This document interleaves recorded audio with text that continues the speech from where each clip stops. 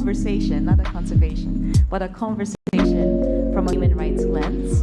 My name is June Rubis, and I'll be moderating this panel with three amazing people representing the three important caucuses that we have today. Well, we have for the past couple of weeks with COP. I'm going to start about how the context of this conversation is about, the big topic has been around resource mobilization and financial mechanisms, and it's very important to root any related decisions on the human rights principles which our speakers would elaborate. And before we think about the decision-making processes. Before I start, I would like to acknowledge the organizers of this panel.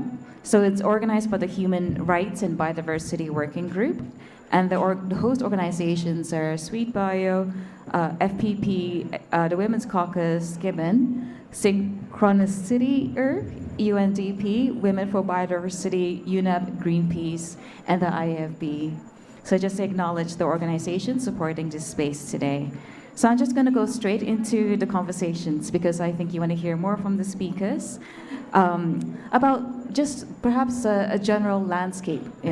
What do we mean when we say decolonizing biodiversity finance in regards of the human rights principles? So just to provide us with a landscape and grounding us of what's happening with the discussions, negotiations, which I know the three of you have been deeply embedded in. I'm going to start off by introducing the first speaker, Aitor de Lasta. He is a youth specialist in the field of ecological economics. He works in design, implementation, and evaluation of social and environmental policies for over 5 years, with focus on finance, biodiversity, and human rights. He is the policy coordinator for the Global Youth Biodiversity Network, the international platform for coordinating young people in the CBD, and the conservation and climate specialist at Citawi, a Brazilian NGO. Aitor, would you like to start us off? Hello. Yes. Hello, everyone. Thank you very much. Super pleasure to share this space, Amelia and Ransom. Well, I think two ways that we like to frame the discussion of finance is first try to diagnose our current problems and then try to figure out about solutions. And I'm very in the negotiations of RESMOB, but at the same time, as I mentioned, I'm working with conservation and climate finance in Brazil, so I kind of navigate for this both spaces. And when we are here at negotiations, we are seeing that we are trying to advance the policy strategy regarding biodiversity finance. And of course that we had a lot of gaps, we had a lot of obstacles, barriers, but we are moving forward. But we have the other side that is thinking about implementation, and for me this is one of the cores of the discussion that we need to understand and address, that we are failing implementation. And we need to figure out why we are failing implementation. And for me it's interesting to figure out that when we are talking about we have multiple crises, we also have a values crisis, and this is important, which means that now all our decision-making process, they are currently driven by economic, financial, and instrumental values of nature. And this is one of the main conceptions about how we are seeing the relationship between nature and finance as a commodity, or as separated or splitted from other relationships with ecosystems integrity or human rights itself. So I think there are two main lacks or gaps that are created when we are understanding that these are the values who are guiding our decision-making process. And first of them is that we are creating financial instruments that they are not in dialogue with the territories, which means that we are creating financial instruments, as we have heard through all the corridors as biodiversity credits, that they are properly designed without consultation or without really taking into consideration what the grassroots levels are diagnosing. So we are trying to create economic instruments, financial instruments that they are weak in measurable, because now we are talking about trying to create unities that are tradable or could be sold or bought in different spaces, in different areas, when we are not taking into consideration that ecosystems, they are complex, they are unique, And also, we are not taking into consideration the complexity of ecosystems when you're talking about this relationship between nature and people. So how are we able to select variables, or how are we able to compare variables if you want to start creating this type of instruments? And of course, if you are thinking about this, methodologies is also weak, because we don't have counterfactuals that are capable now to cover all this complexity. So this is creating for us weak markets, low integrity credits, and everything that are not able to build even trust for markets itself, and are making us go to pathways that are not on the right direction. And at the same time, it's important to understand that these problems, they are also not in dialogue with the territories itself, which means that we still have an approach from biodiversity finance with the same mindset that markets itself created. So if you see that most of the dialogues is about how can we replicate, how can we scale up, how can we improve or increase this dialogue, but in a sense that FPIC, for informed and prior consent, they are not really taken into consideration at the moment that they are not given the opportunity to say no. So the dialogue is not truly happening at the moment that all these solutions, they are coming to territories just to try to convince, just to try to change the way that they're organized, just to try to change the sustainable livelihoods that they have, and not the opposite. We are never offering capacity building, for example, for this other side. Financial institutions, they do not have capacity building. International organizations, they do not have capacity building. Conventions, they do not have capacity building to understand how to dialogue with our communities. But we are, at our moment, offered capacity building to be able to fit the same strategy and the same mechanism. So this is this part of the problem when we are having this values crisis and only guiding our decisions through the same values. And then that's the importance when we come together as three different caucuses, three different constituencies representing indigenous peoples, local communities, women, and youth, because we are truly trying to bring these other values approaches. We're trying to bring other flags on the decision-making process where you are putting on the decision and on the implementation, on the design of policies, care, justice, equity, stewardship, and we are trying to make decisions move forward with this perspective. So we are really trying to consider these broad perspectives of values of nature that are intrinsic values that do not relate with our own judgment, but also relational values that are truly taken into consideration how diverse are the relationships between people and nature, and most of them that we have local communities, indigenous peoples that really relate with nature as secret, as family, as other approaches. And when these values start to guide our decision-making process, and this is our huge fight, we also have opportunities to try to focus on different aspects. So one is truly starting addressing what are the drivers of biodiversity loss. And addressing the drivers of biodiversity loss are current companies of our economic systems, of financial systems. So economic systems with activities that harm biodiversity, and financial systems provide huge amounts of capital for those activities that are harm to biodiversity. So we see very few discussions when we are compared with these innovative schemes that want to raise and scale up more resources, when we compare with the discussions that are we also taking care of the negative flows? Are we also addressing harmful investments, harmful subsidies? Are we addressing that we have $7 trillion annually going to activities that are harming biodiversity? And to be honest, we do not see the same political willingness to go on this direction. And the second thing is also thinking on this broader perspective that is how to fund nature when we are not in talk about these market perspectives that is funding nature based on products and services, that we're not trying to create this relationship either with nature itself or with the communities that live in harmony with nature. And that's where we open doors to figure out how can we start imagining new opportunities of finance based on non-market-based approaches, based on our GBF itself is calling Mother Earth-centric approaches, and figuring out that if you want to consider nature, you need to consider people who are on the front line, people who are on the ground, also protecting with their own lives nature itself. And we are talking about funding not only then the projects that they are providing, we're not talking about funding only sustainable value chains or things like that, but we're actually talking about providing funding for governance. We are talking about providing funding for the structure of the organizations, for them to be able to organize themselves, protect their territories. And I work, for example, in a project in Brazil that are in the Amazon region, where most of the resources is to governance. And only this year, they blocked 2 illegal mining activities in their own lands. There was not policy, was not government, was their own, because there are the people who are walking around who really have access of some areas that governments or either company, they do not. So this is our approach as we try to figure out how to fund nature and how to recognize that when you're talking about dependencies, for example, from different sectors, they need to provide funding that are not returning for them rates or that are not coming for their own interests, but because they really depend, and we all really depend on nature. And just to close, I don't know if I already passed my time. I think we are at Jeff. It's very important for us also to talk about how we are seeing this more international approach of the Jeff. And this is a directly dialogue with the discussions of resource mobilization itself that is figuring out what are the funds, what are the international mechanisms that we do have on the table.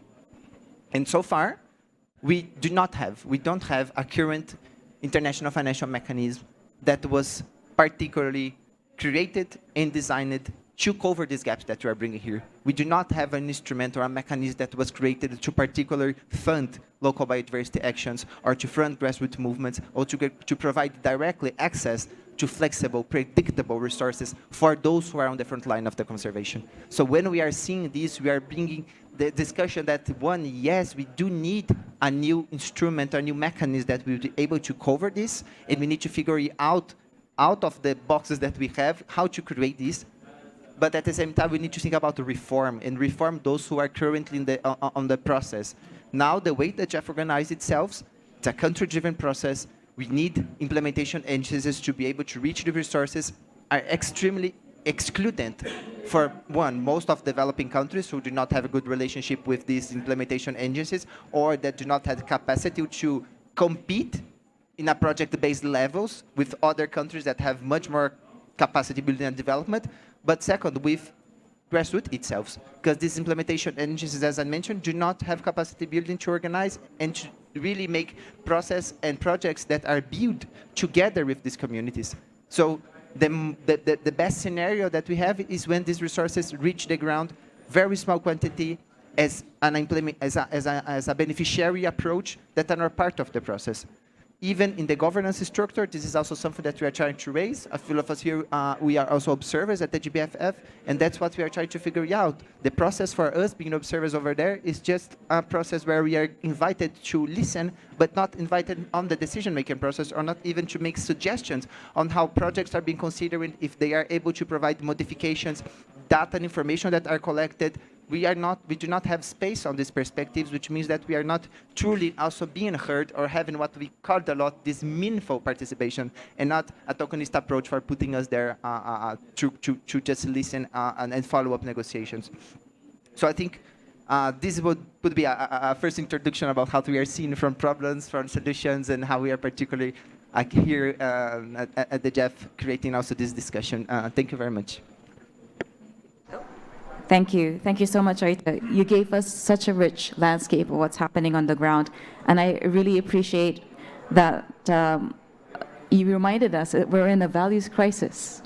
In regards of looking into these issues. I particularly liked, because you mentioned the mother-centric approach. So actually one party, Bolivia, has been pushing on the values crisis and trying to change the tribe, but that's just one party. I wanted to also pick up on a couple of points when you talk about the values crisis. What are your thoughts? I mean, just to think about for the next, after the next couple of speakers think, but I just thought about like the donut economics that try to sort of put the values, over the economic instruments. And I just wondered your thoughts about that and where that discussion is going. But I also like that you ended up with also, Jeff, are there two options on the table, perhaps, that we should think about, the reformation, but also a new financial mechanism? Or rather, why are we saying this as two options, and why not work towards both? And I think that brings us nicely to our next speaker, Ramson. Let's panelists. So Ranson Karamushu, he's our co-lead for the IAFB working group on the resource mobilization and finance mechanisms, indigenous and traditional knowledge enthusiasts, who has founded My Indigenous Knowledge in Action, MIKIA, to support indigenous communities in documenting, preserving, and regenerating through intergeneration. And I'll leave Ranson to describe more of his work more, and also to pick up the points that Aita has also nicely described for us. Thank you. Thank you so much. And yeah, it's a pleasure to be here to talk about the things that we have been here following. Yes, my name is Ramson Karmusho. I come from Kenya, and yeah, I'm an indigenous knowledge enthusiast, and I really think that it is something that's helping us to preserve our nature and conserve biodiversity that's in our landscape. I come from Kenya, and my organization is known as My Indigenous Knowledge in Action, which is abbreviated as MIKIA. MIKIA is a Maasai name that means "Don't Take Me Away," which we focus to document our knowledge from our elders to regenerate it. As we know, elders are our libraries, and we always say that when an elder dies, a library is burned. So that's why we are trying to document our knowledge. Back to this discussion, I call it the resource mobilization and financial mechanism for the International Indigenous Forum on Biodiversity, which we negotiate on behalf of the indigenous peoples and local communities across the world. And I will take you a little bit back that the challenges that indigenous peoples face across the world are the same. Bringing this on board because indigenous peoples are found in global north and global south, and quite a number of challenges that we face are similar, and we can testify this because we travel, we visit indigenous peoples, including in Canada, in the US, which we know those are developed countries, as well as we have the Sami, Norway, and other countries. We also have in Australia and some other countries. The challenges we face are similar in terms of land rights. Land tenure for indigenous peoples has been a problem, really. Our lands are being taken, violated in terms of mining and so many other things that happen.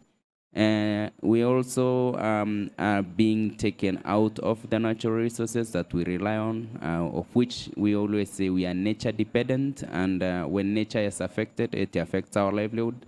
And when it's also affected by other things such as natural phenomena like climate change, it really impacts our lives. The other thing is about biodiversity loss, disappearing of livelihoods, which I think I will not mention a lot. But at the same time, we face a lot of challenges in terms of accessing finance for conservation of biodiversity. But we are saying that we have been we have been doing pro bono services in terms of biodiversity conservation. And in this case, we are now coming up front, like we are coming to the people who have financial resources, that we are calling that this is what we want. We have been doing pro bono services, but right now we are asking to continue leading the work. KMGBF has brought us to another level, and today we are in the implementation strategy of the KMGBF. Before KMGBF, our calls were clear, and I remember all the way, it has never changed. We were asking for direct financial resources to our lands and territories, and we have done a lot of studies also to see what is happening in that space.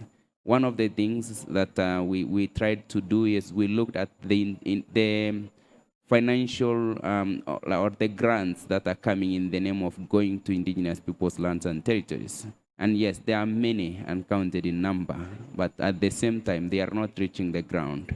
As you all know, probably that there was a research that was done by Norway, the forest, Norway something, forest, and it clearly showed that only 2%, less than 1% of that the funding that is meant for indigenous peoples is reaching the ground. And so we find ourselves, where is this money going? But we also tried to go further and looked at the other financial, the other funding that are intended to go to the ground. And we found that among the many funds that we looked at, only one that has indigenous governance in it, and that's reaching quite, that the amount reaching the ground is quite high. So we have been talking about funding that goes to all ecosystems. We know indigenous peoples are global north and global south, so we're calling for funding that does not discriminate in terms of regions.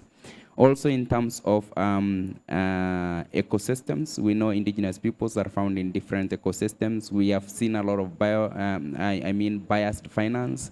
When they come, they go to specific areas such as rainforest and things like that. But for us, the ecosystems are interconnected, and when you preserve one and disregard the other one, I think you're putting the one at risk that you are preserving more than the other one, because you'll force all the other people that are using the rangelands, such as grasslands, arid and semi-arid lands, to go to the preserved areas such as forests and mountains. And this one we can also show in the migrations of people.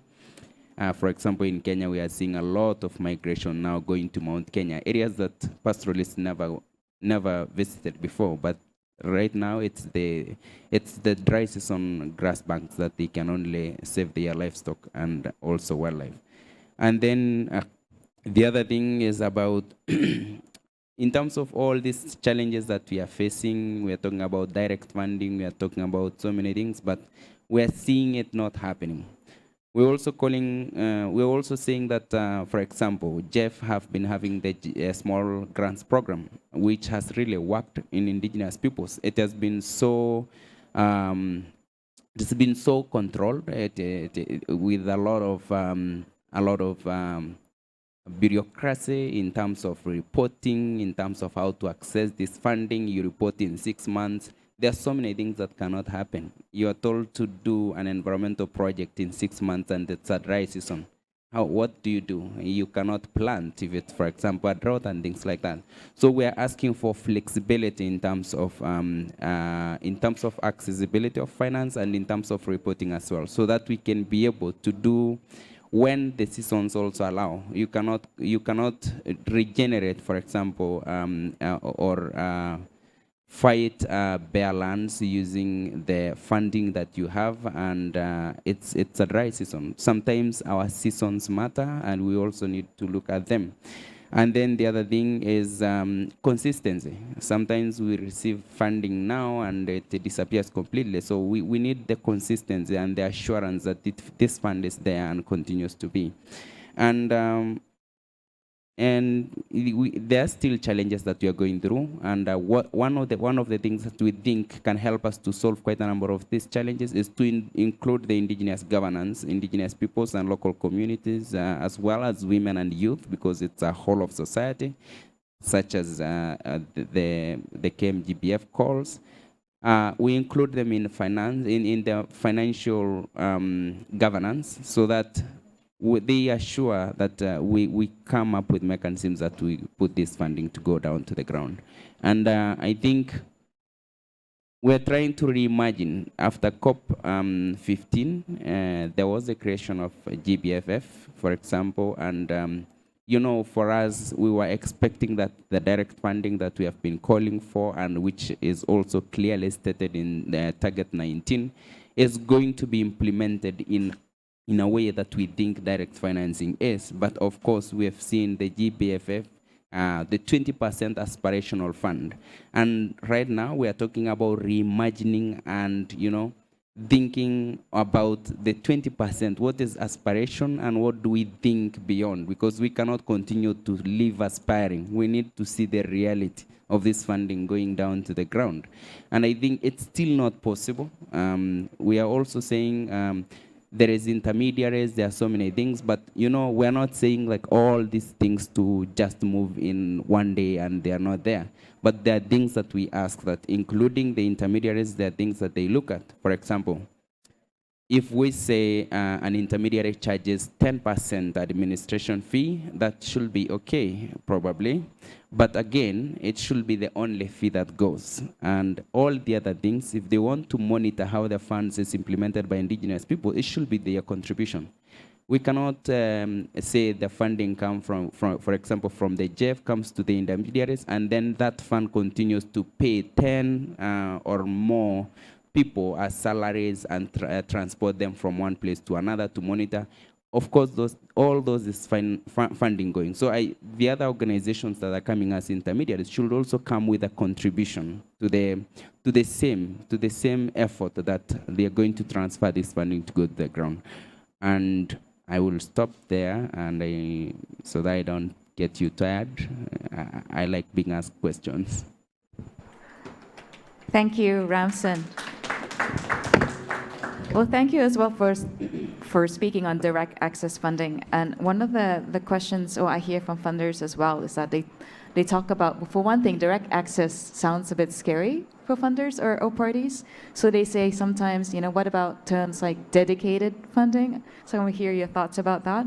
And one of the questions I've heard as well is, what do you mean by direct access funding? So what they're saying is, what are the principles around this? Of this you speak of, and you brought up flexibility, consistency, indigenous governance, and also recommendations for intermediaries. But it would be good to, does it mean that we have to be more clear what direct access funding is when we talk to funders or to parties?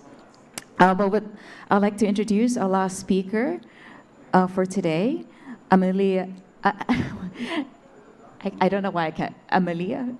Amelia? I'm suddenly my brain's going. Amelia Araguin Parado. She is the coordinator for the CBD Women's Caucus, the women's major group at the UN CBD. And she has her extensive experience in research, policy, and advocacy, working with an intersectional and intercultural approach to advance women's rights in the biodiversity sector. So she holds many roles, and to indicate her very much a commitment into this space. But I'll let her speak because it's so important to hear also from a gender perspective within these spaces of financial mechanisms, and how is your work speaking to this. Thank you, Amelia. Thank you so much, Yun, and for my fellow colleagues that are here also.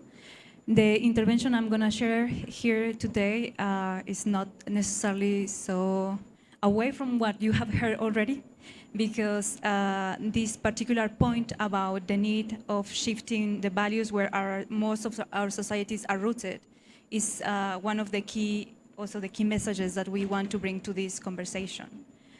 Yesterday we were at the Peace with Nature dialogue, and we were sharing there how the current economic and financial system that we're living in is actually what we could consider an act of war against nature.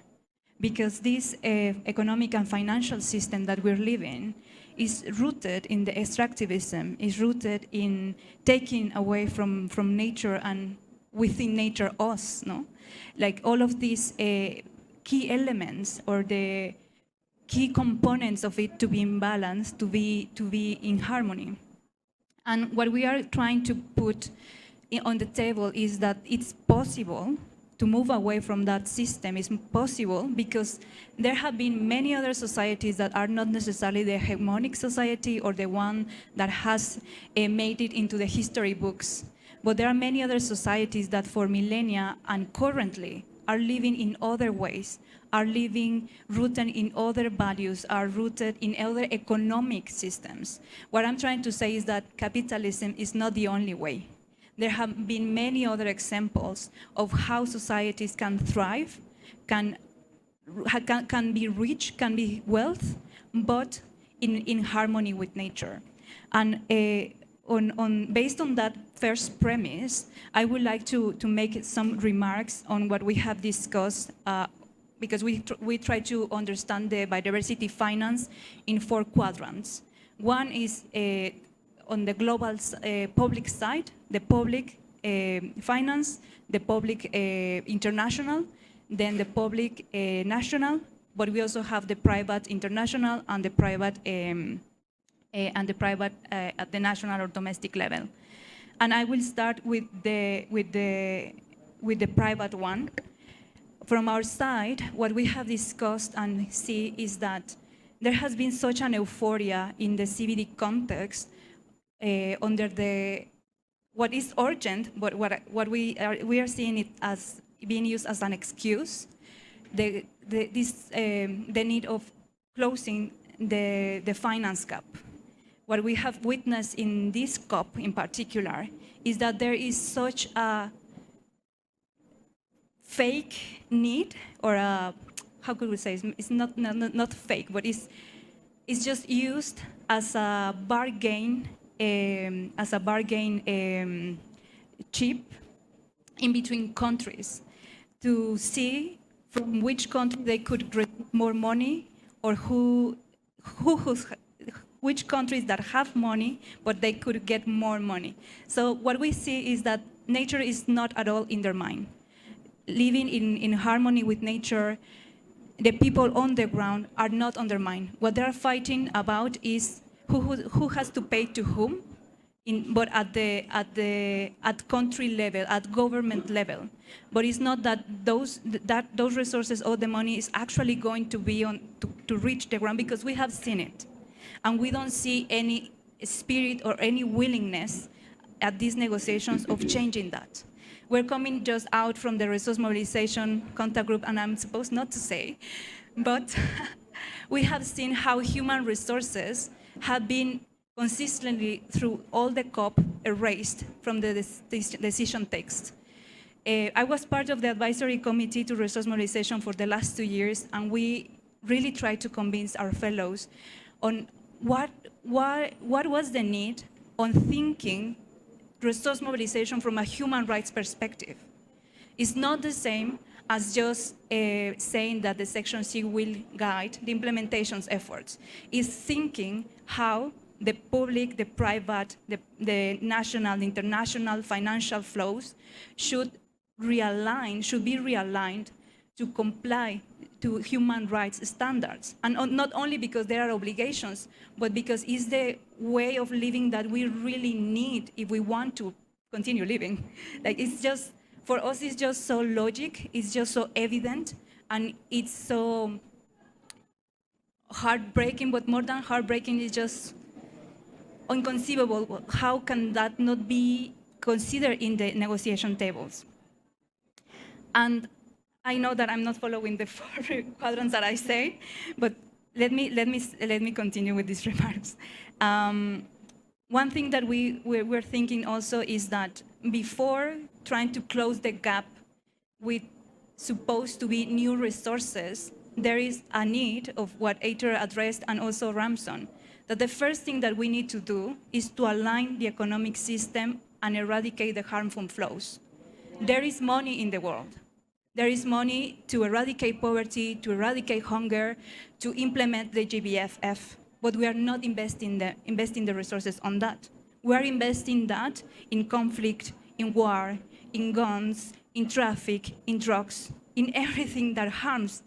And I know that I don't know, I guess my fellows, they have received the same comments, and we sound so idealistic, but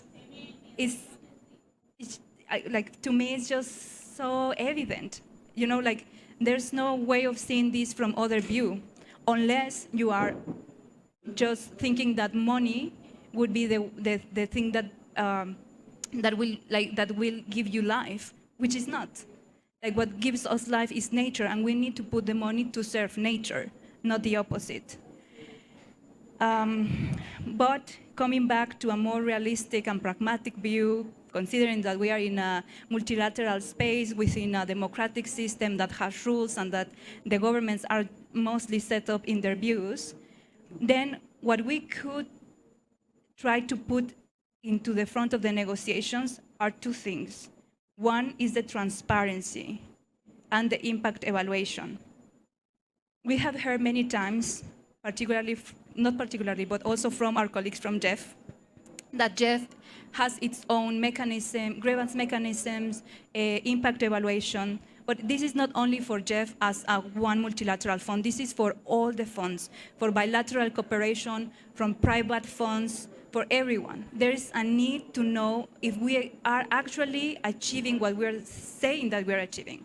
Because the money, as it's currently being invested, is only based on a project. Like, you design it, you say that you are going to do this, and then you receive the money, and then we don't know what happened. particularly from the gender and biodiversity intersection, we have been trying hard to get information about how much resources have been addressed to this intersection to achieve both gender equality and achieve biodiversity conservation, and there's no information. We are partnering with the OECD colleagues for a couple of years now, trying to get that information, but the donor countries, they don't report on that. If we try to access information from the GEF, from the bilaterals, there's not necessarily that information being created, or it's not of public access. But yet, what the bilateral donors or what why these multilateral funds object to direct access is because they say that they need to report back to the taxpayers. But if we are the taxpayers in some countries, we cannot access the information of in what our money is being invested. So we just see different series of incoherences. The national level, what we have been demanding also is that the governments are the ones, because as far as I know, most of us, we live in democracies where our governments should be the ones regulating the relationship in between the private sector, in between the citizens in general. But what we have witnessed is how much the corporate lobby dictates how the rules are stretched or how the rules are not being seen or implemented. I'm coming from Mexico, and I can say that we have a marvelous legal framework, and we even have like a judicial system concerning environmental crimes. And we have taken corporations into the court, and there are sentences, but it stops there. They have been found guilty of environmental crimes, but they have never need to pay back. They have never had to redress the harm, and there is actually harm that cannot be redressed, right? Like there are some situations that have been broken that you cannot put it back. So what I'm trying to say is that our democracies and our governments should be strong enough to have the legal frameworks first and to implement them. But we have seen both at national level and here, there is definitely not a willingness on doing that. But we have seen, and that's other thing that I want to finish with so we can go to the questions, is that there are examples, particularly coming from the philanthropy, which is also another, for me, it's a bit of incoherence because we have philanthropies, because we have rich people that are rich because they have benefited themselves from colonialism, extractivism, and so on. Yet they are trying to put the money that they have paid because of that to the service of people and nature, and they have evolved in a way, the way of how they relate to people, in a way that they now see us as partners and not the marginalized communities, not as the beneficiaries of support, but the partners that have the local knowledge, that have the hands to implement the work, that they don't know what exactly work has to be done, and they don't know what and how to do it, but we do. So they actually see us as partners. And they have move into these financing models that Ransom was speaking, and also Aitor, about financing that is consistent, that is based on trust, that is unrestricted, that is flexible. And I would like to finish with these four words that we are so far away to see on the negotiation text, because when we speak about simply participation that is meaningful, they remove that. So I don't know when we're going to see consistent, trust, unrestricted, and flexible direct financing for women, indigenous peoples, local communities, and youth. I think we are like decades away from that, but we are so close to see how our planet is in an irrecoverable position. So we would like to invite you all, in wherever you are, in which position you are, to try to convince whoever we are with on the urgency, not on closing the gap, but on closing the gap from a human rights lens. Thank you. That was amazing. Thank you so much. I mean, that would be hard to recap, but I loved how you opened it up in regards to the values space again, and being very explicit on where you would like to see us go, which aligns really well with our speakers. But I also like that you gave quite practical understanding the space that we're in. Transparency and impact evaluations, that's something that we can all advocate for wherever we come from.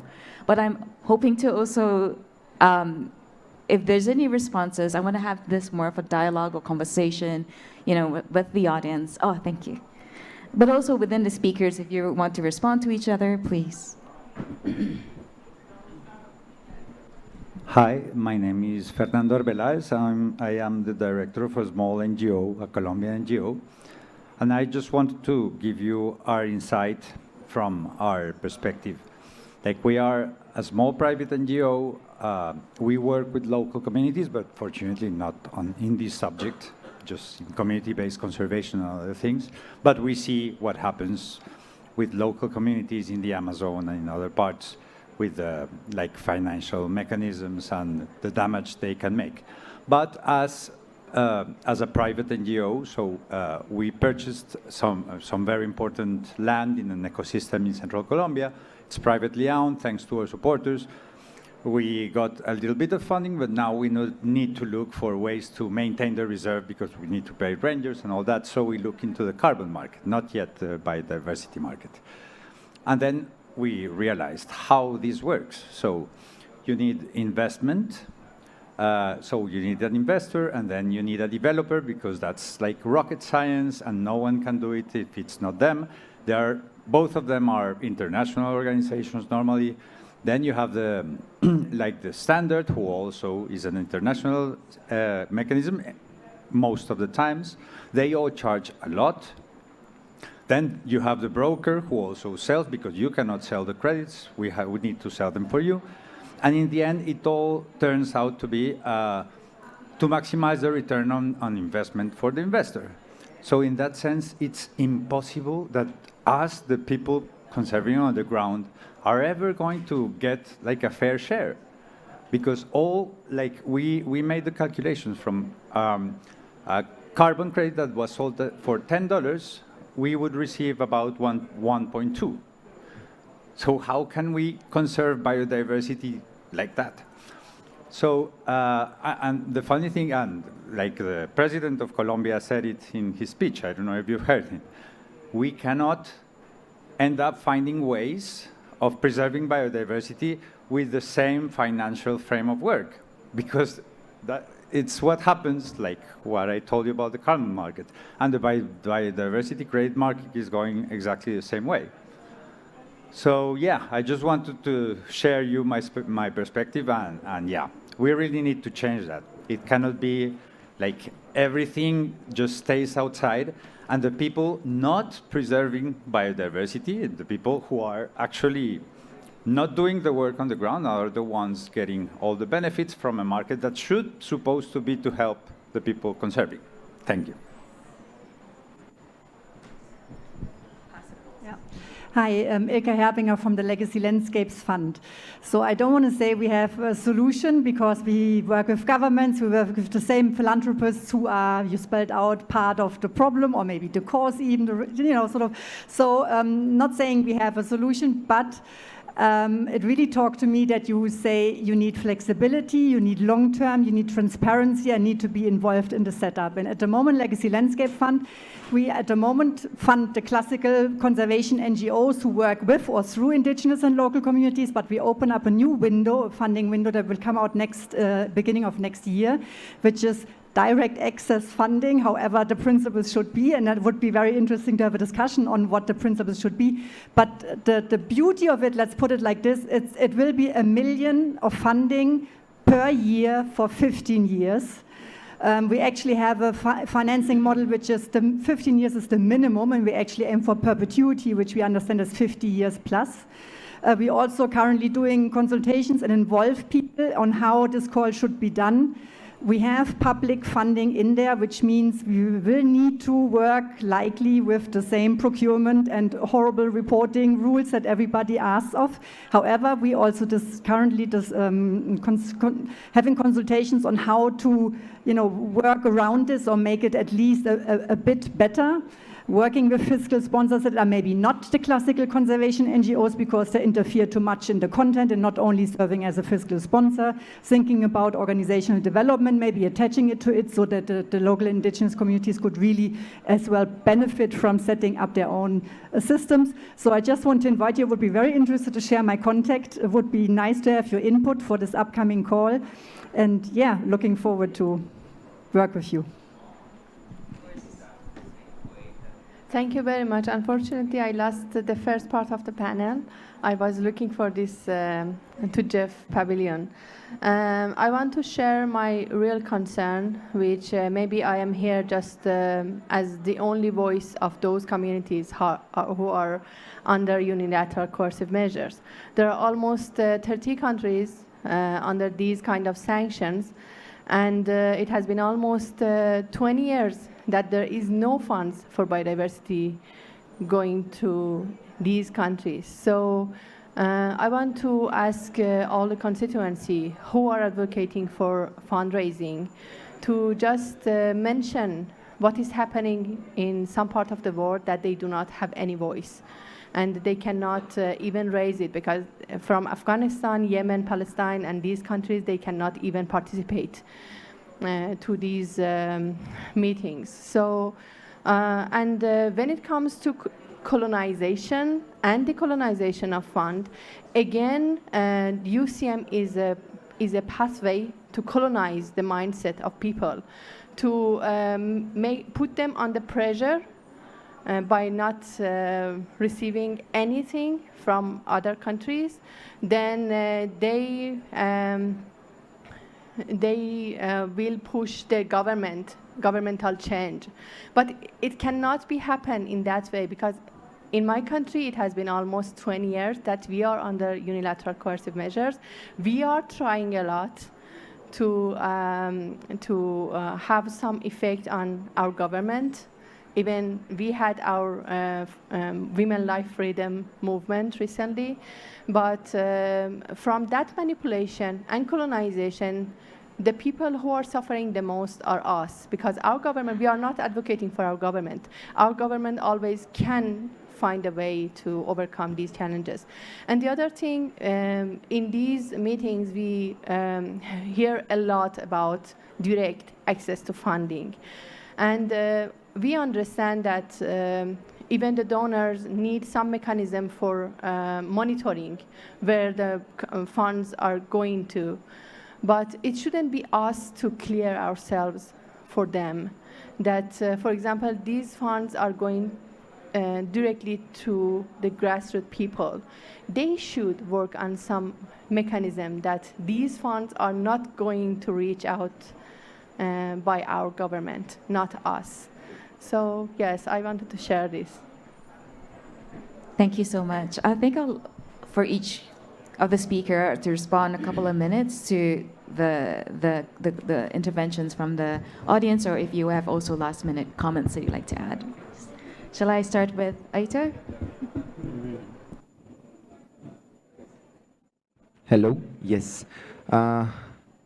Okay, I have a few questions. You also mentioned at the end donut economy, so just to mention it, very interesting framework for those who doesn't know. I'm economist by training, but the nice thing behind donut economy that it was really a book that was created and a framework that was created for people that are not economists. And I think this is the introduction part to understand that that's the importance to start involving people who do not have training in economics on these discussions on economics and finance.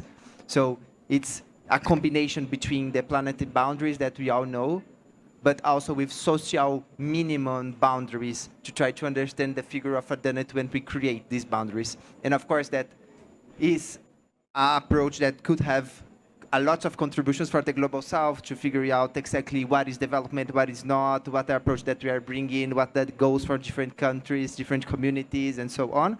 But even so, it's a really nice starting point to figure out, and I think like particular for Global North, it's a book that was creating a lot of noise, and I think it's interesting for us to try to figure out these relationships.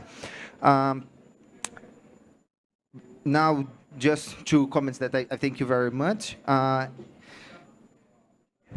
funding raising for regions, and also think about these other discussions that we are trying to a lot frame also this slogan with peace with nature that we are hearing a lot around here, and we are trying to phrase that three different approaches. That is, yes, we frame peace with nature, one, against drivers of biodiversity laws, economic, financial sectors, and how to figure out about it.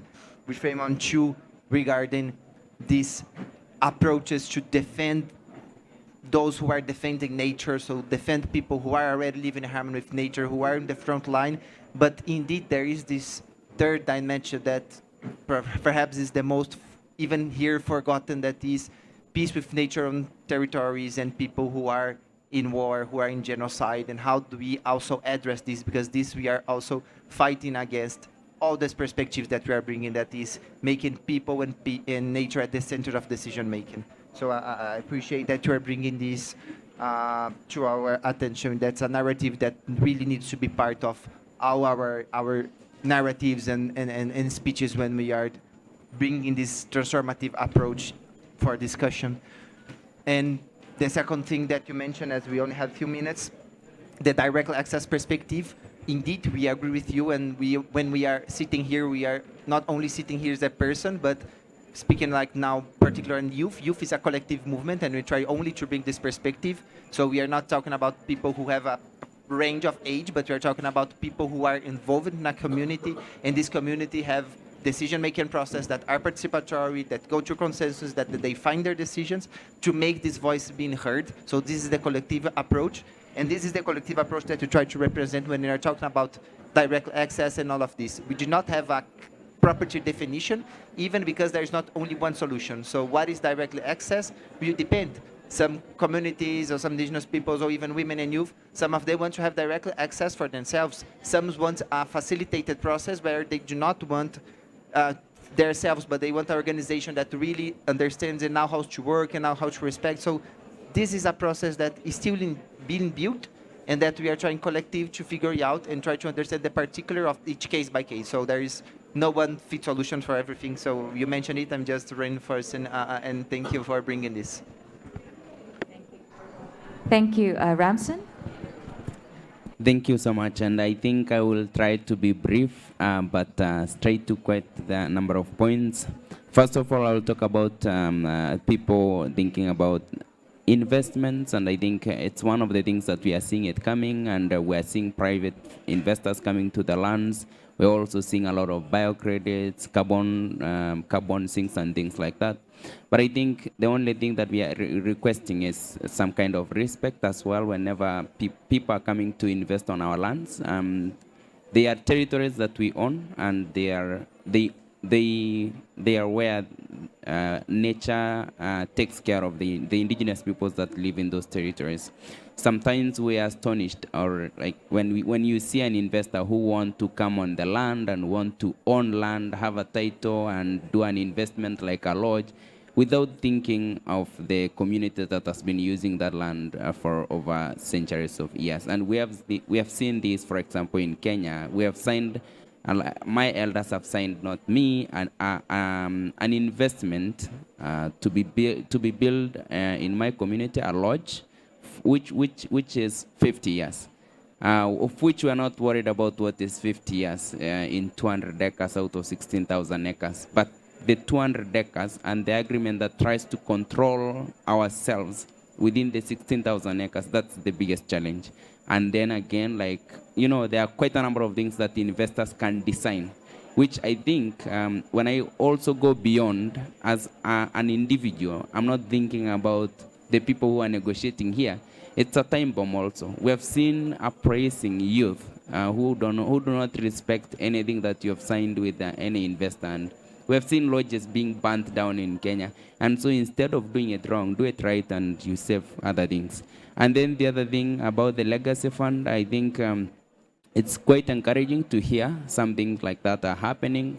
And we have also seen a lot of funding changing. I remember one time when we were designing a proposal, or we were designing financial flows through an enterprise by the Netherlands government that's giving us directly like $1 million to the ground, and we were giving directly to indigenous peoples on the ground to invest on whatever things they want to do, to empower their livelihood, to provide water, to protect biodiversity, regenerate their lands. And we could not write what the communities want to write. We just receive the funding and we go talk with them because they cannot write proposals. We can record a video on what they want to say. And it was so much anchored with trust that we do not want to see them writing reports, but we can use photos of a landscape to show what was the land before, what was the land being done during the activities, and an outcome. And I think it differs a lot. It tells you that the indigenous peoples monitor by seeing, and you monitor by ticking boxes in a spreadsheet or things like that. So our monitoring on the landscape is to see the change and the positive change, and to monitor using a computer is to write something. And the other thing about Heine, I think it's quite relevant to talk about people suffering on the ground. Sometimes we think maybe the proposals we write, the language we talk here, it doesn't really serve at the end of the day.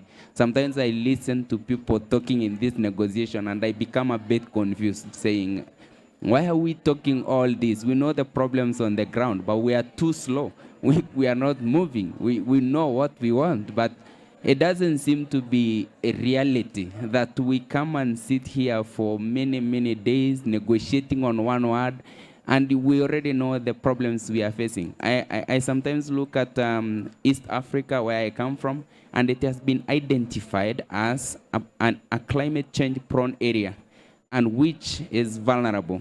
And instead of doing the reality of rehabilitating land, providing water and things like that, and there is even a research that has shown there is an aquifer in an area that can serve the whole country, which is Kenya, for 150 years. So it's a lot of water, it's a lot of resources and things like that. But we continue to send researchers in that area and give them a lot of money to waste, continue documenting when you already know the problem. So we continue wasting time instead of solving problems. I think I always tell people nowadays, the literal things you do, stop talking, go to the ground and do it.